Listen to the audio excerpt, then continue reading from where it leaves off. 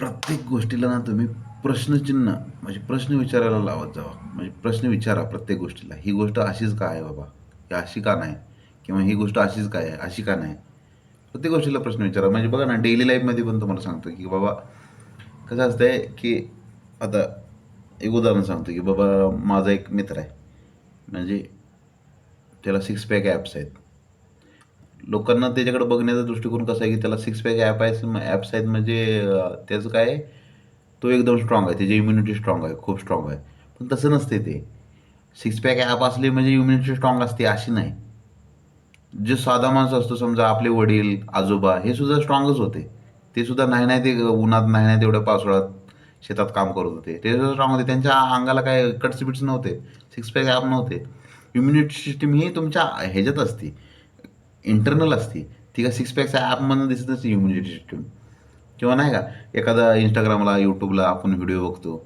तो माणूस एखादा ह्याच्यातनं कारमधनं बाहेर पडतो. इकडं 2 मुली, तिकडं 2 मुली. चष्मा-बिष्मा, गळ्यात साखळी चैन. आपण काय म्हणतो, की हा खूप श्रीमंत आहे किंवा WhatsAppला स्टेटसला आपण बघतो हॅपी बर्थडे आणि हे तीन हे जे स्टेटस असतात ते गळ्यात साखळी-बिखळी घातलेली असते, बुटं-बिटं घातलेली असते. आपल्याला वाटतं, की बाबा हा खरंच चांगला आहे तसा.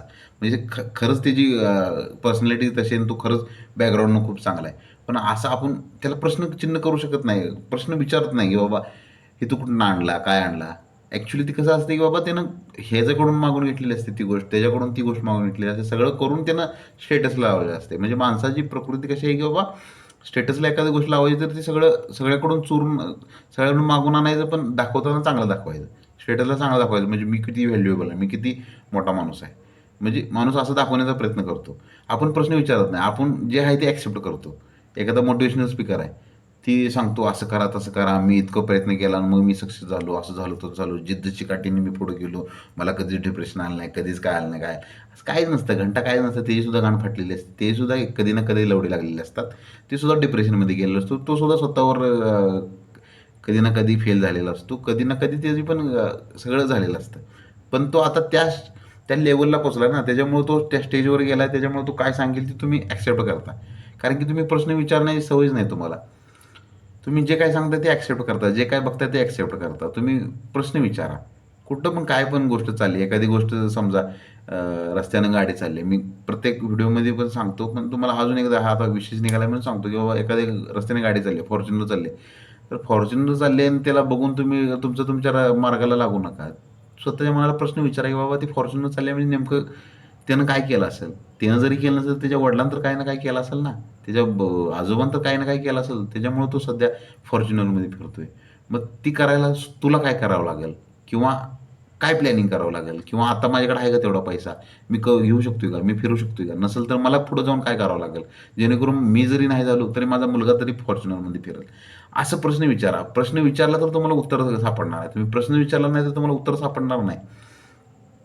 प्रश्न विचारायला शिका. एखादं फेल्युअर आलं तर ते का फेल्युअर आलं? कशामुळं आलं? माझं कुठं चुकलं? निगेटिव्ह बाजू काय? पॉझिटिव्ह बाजू काय? असं आराखडा तयार करा. लिहून काढा. इथं चुकलं, तिथं चुकलं. प्रश्न विचारा. तात्पर्य काय या व्हिडिओचं, की प्रश्न विचारा. कुठल्या पण गोष्टीत प्रश्न विचारा. एखादं दुःख आलं, डिप्रेशन आलं तर का आलं? कशामुळं आलं? त्यातनं बाहेर कसं पडायचं? प्रश्न विचारला तर तुम्हाला ते सोल्युशन आपोआप मिळत जाते. तुम्ही प्रश्न विचारला नाही तर उत्तर मिळणारच नाही. एखादी गोष्ट तुम्हाला समजा 5वी-6वीला असते. सर काय म्हणायचे, की बाबा तुम्हाला काही अडलं तर मला विचारत जावं.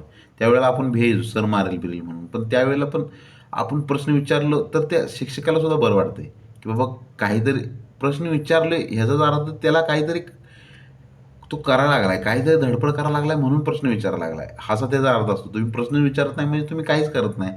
तुमची प्रगतीच होत नाही. तुम्ही जसा काल होता तसाच आज आहे. म्हणून प्रश्न विचारायला शिका. आतापर्यंत जेवढे शास्त्रज्ञ झाले ते सुद्धा स्वतःला किंवा निसर्गाला किंवा ह्या घडणाऱ्या गोष्टीला, समाजात घडणाऱ्या गोष्टीला प्रश्न विचारले. त्यांना ते पटलं नाही. प्रश्न विचारले. त्यातनं त्यांनी खोदत गेले म्हणून त्यांना वेगळा काहीतरी शोध लावला. न्यूटननं प्रश्न विचारला नसता स्वतःला, की बाबा हे सफरचंद खालीच का पडलंय? वर का गेलं नाही? तर शोध लागला नसता. थॉमस अल्वा एडिसननं जर प्रश्न विचारला नसता किंवा आपण वेगळं काहीतरी करू शकलो नाही का, काहीतरी आणू शकलो नाही, तर तो सोल्युशन निघालंच नसतं. प्रत्येक गोष्टीत असंच आहे. प्रश्न विचारा तेव्हाच तुम्ही काहीतरी वेगळं काहीतरी घडवू शकताय. हाय असं ॲक्सेप्ट करत गेला. एखादं न्यूज चॅनल आहे. न्यूजमध्ये असं एखादा अँकर बोलायला लागलाय, तर तो काय बोलायला लागलाय? ते खरं आहे का? प्रश्न विचार, ते खरं आहे का? नेमकं तसंच चाललंय का? त्याच्यामागे काय अजेंडा आहे? त्याच्यामागे काय वेगळी काय भूमिका आहे का? त्यांचं काय वेगळं काय हे आहे का? मग ती प्रत्येक गोष्टीत प्रश्न विचारा तर तुम्हाला उत्तर कळेल. सक्सेसमध्ये पण असंच आहे. प्रत्येक स्टेप पूर्ण करायची ना, तर तुम्हाला प्रत्येक स्टेपला तिथे गेल्यावर तुम्हाला ती बाजू सगळी कळली पाहिजे. प्रश्न कळायला पाहिजे. पुढची स्टेप येणार तर प्रश्न कळायला पाहिजे. एखादं गणिताचं उदाहरण आलं, तर पहिल्यांदा प्रश्न कळाला तरच तुम्ही उत्तर सोडवू शकणार आहे ना, किंवा तुम्हाला उत्तर कळणार आहे. तुम्हाला ती मनात जी फॉर्म्युला तयार केला आहे, तुम्हाला कुठं वापरायचं ते कळणार आहे. तुम्हाला नेमका प्रश्नच कळाला नाही, प्रश्नच विचारला नाही तुम्ही, तर ते उत्तर कसं कळणार आहे?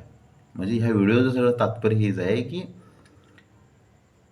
जे तुम्ही इंस्टाग्रामला यूट्यूबला बघताय की बाबा एकदम लाईफ जगते ते दुबईमध्ये जाते हे करते, तो प्रश्न विचारा की बाबा हे सगळं फेक आहे का, हे आपल्याला दाखवायसाठी केलं आहे का, काय केलं आहे? म्हणजे वेगळं कल्चर जगते ते खरंच जगायला लागले का आपल्याला दाखवायसाठी जगायला लागले? त्यांना बघून आपण डिप्रेस व्हायला लागलो, त्यांना बघून आपण स्वतःला कोसून घ्यायला लागलो, बाबा माझे आईवडीलही नव्हते, मला काही एवढंही झालं नाही म्हणून मी तिथे फिरायला लावलं नाही. त्यांचा एक तो भाग आहे, ते ते फेक आहे का ते ॲक्च्युली करायला लागले तुम्हाला माहिती आहे का ते? म्हणून प्रश्न विचारा, नेमकं हे करा. ॲनालिसिस करणं खूप महत्त्वाचं आहे. प्रश्न विचारणं, त्यातनं मार्ग काढणं खूप महत्त्वाचं आहे. इच्छा असेल तर मार्ग दिसेल. कुठल्या पण गोष्टी हाय असे ॲक्सेप्ट करू नका. प्रश्न विचारा, तुम्हाला मार्ग सापडीत जाईल. पण पहिल्यांदा प्रश्न विचारणं गरजेचं आहे.